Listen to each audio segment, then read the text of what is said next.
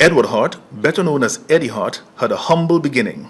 His early years were spent at the Tobago orphanage, and only a stone's throw across the road from the orphanage is the ground that now proudly bears his name, the home of the Eddie Hart Football League. The league was formed to provide a valuable alternative and outlet for the youths who were getting into antisocial activities.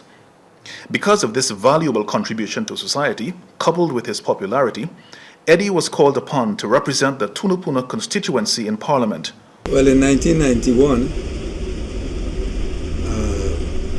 while the PNM was in opposition, they were getting ready for the general elections.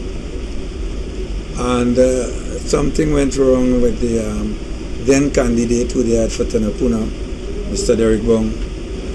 And I was called into the arena 3 weeks prior to the election. At that time, they had 2 people contesting other than the PNM candidate. He had one from the NAR, Mr. Emmanuel Hussain, who was the incumbent. He was the Minister of Health at that time. And then they had a young man, Colin Seeley, contesting for the UNC. So it was a 3-way fight.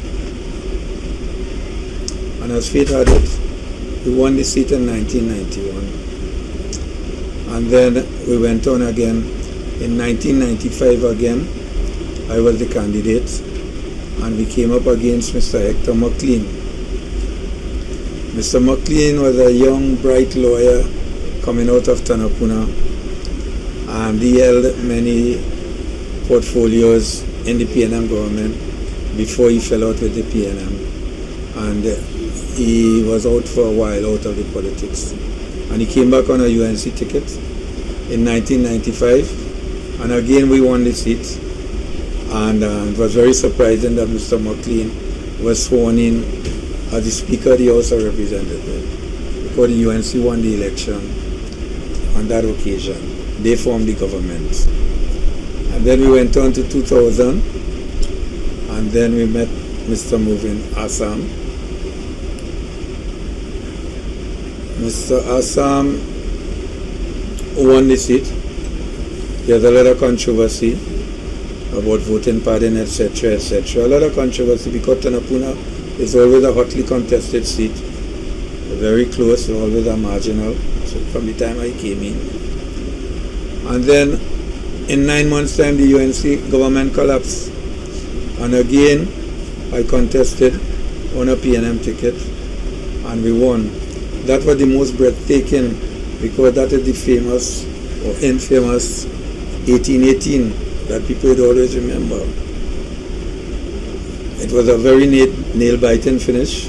When the votes were being counted, the UNC had 18 seats and the PNM had 17. And the last seat to come in was the Tunapuna seat. All eyes were focused on Tunapuna.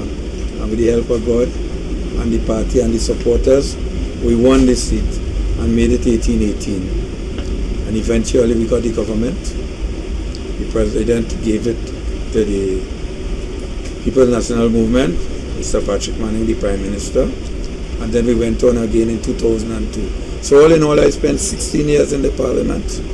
It's the first time any representative from Tunapuna represented Tunapuna for more than one term. I contested the election 5 times and successfully won 4 out of the 5. In 2002, we met Mr. Carlos John, who was a hot favorite, and again he beat the dust. We won the seat again. And at the time I spent in Parliament, it was very exciting. I was fortunate to have to sit on both sides, in government and in opposition. His friend Kenrick Thomas is proud that the man who never knew his father and discovered his mother late in life rose to such prominence in society. Well, he got to know his mother late, very late. And his mother told me quite a lot of things. His mother is an Indian woman who grew up in Tobago orphanage. And her name is, she's dead now, her name is Thelma Hart. But as it used to be in the orphanage in those days, they used to christen people, give them a Christian name. Her original name, you'll be surprised to know, was Kalpatia, That is the only name she had. That is the name he know also. But she was christened and called Thelma Hart. And incidentally, he resembled her too bad. Well, I don't know who his father is. I say some policeman, I don't know. Apart from serving in Parliament, Mr. Hart functioned in government as Parliamentary Secretary in the Ministry of Sport, Minister in the Ministry of Education, and Minister in the Ministry of Culture, Community Development, and Gender Affairs. Mr. Cecil Walker, former Director of Physical Education and Sport in the Ministry of Sport, shares some observations of Eddie. While he was in our ministry, Eddie showed the kind of dedication and will to help children that I really, really admired. He was one of the coaches who worked frantically. He has given so much that he doesn't have sufficient time to concentrate on the masses. You know, he would want to give A, B, C, D, E, and go all over his constituency and try to offer his assistance. And then you can give so much and no more. So he is not a true politician as we know it in Trinidad and Tobago. He's more of the statesman-like type of person where you do things for the development of your country. Mr. Neville Chance, who worked with Mr. Hart, experienced his managerial and organizational skills and concerns for the people. People-focused, service-oriented.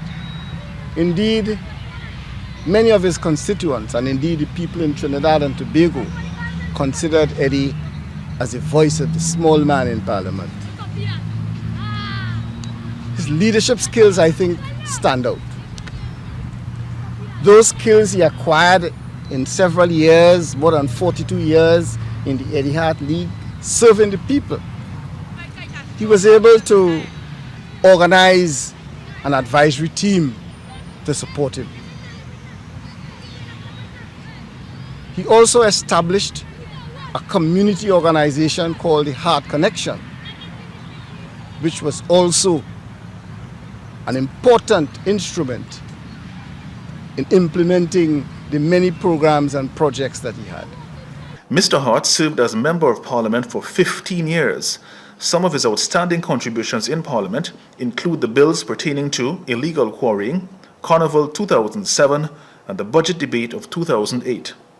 Mr. Speaker, I rise proudly to take part in this budget debate because I'm extremely happy to see the positive transformation that is taking place in the quality of life of the people of Tanapuna and indeed the people of Trinidad and Tobago in general. But, Mr. Speaker, the part that touches me most is the transformation that is taking place with the grassroots, the small man and the woman, the single parent, the vulnerable, the specially challenged, and indeed, Mr. Speaker, the young people. Mr. Speaker, I know what effect the programs and projects of this government have had on the grassroots, because they tell me so every day. And more importantly, Mr. Speaker, I am a grassroots all my life and will remain one. Speaking on bills that concern the man in the street, like the Dangerous Dogs Act, where the AG at that time, Ramesh Lawrence Mara, had brought it to the house, where there was a big outcry where he had pit bulls murdered someone and that sort of thing, and we debated that at that point in time. I remember in government the police reform bills. At the conclusion of that, after I spoke, the Prime Minister, Mr. Manning, got up and he came, he shook my hand, excuse me, and he told the cabinet that that is the best contribution that he heard in the House, and I felt very, very good about that. I also made a good contribution as regards the illegal quarrying, which I see is still going on in this country. I wish to add my support to the State Lands Amendment Bill 2006. This bill could not have been brought before this Honorable House at a more appropriate time. Mr. Speaker, my understanding of this bill is that it seeks to increase the penalties for illegal quarrying above those which are currently prescribed in the State Land Act, Chapter 5701.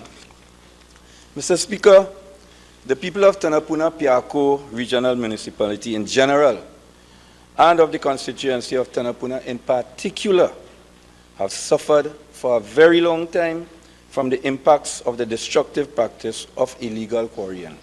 Mr. Speaker, I want to make it crystal clear.